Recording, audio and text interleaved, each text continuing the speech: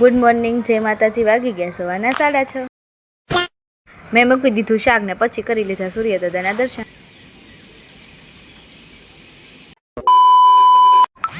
પછી મેં બનાવી નાખી ભાખરી અને હું ને અમિત બેસી ગયા નાસ્તો કરવા. હાલો મિત્રો નાસ્તો કરવા.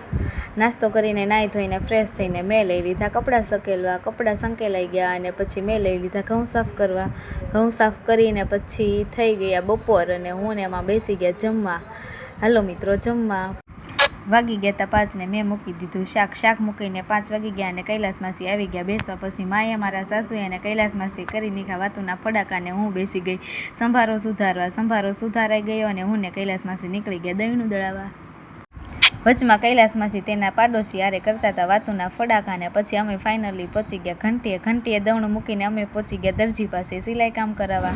સિલાઈ કામનું કામ કરીને અમે આવી દવણું દળાઈ ગઈને હું ને કૈલાસ માસી નીકળી ગયા ઘર તરફ. આ છે અમારા સોસાયટીમાં ગણપત દાદાનું મંદિર અને પછી અમે ફાઇનલી ઘરે પહોંચી ગયા અને મેં કૈલાસ માસી માયા અને મમ્મીએ કરી નાખી પેપ્સીની પાર્ટી. હાલો મિત્રો પેપ્સી ખાવા.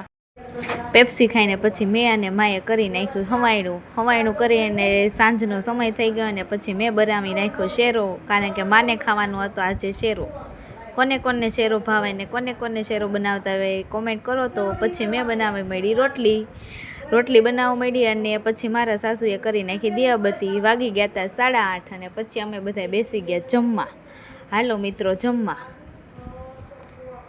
પછી જમીને મેં મૂકી દીધું કરિયાણું અને કરિયાણું મૂકીને હું નીકળી ગઈ કચરો નાખવા. કચરો નાખીને આવી ત્યાં મારા સાસુના ફ્રેન્ડ આવ્યા હતા અને અમે પછી વાતોની બોલાવી નાખી બાકાચીકી.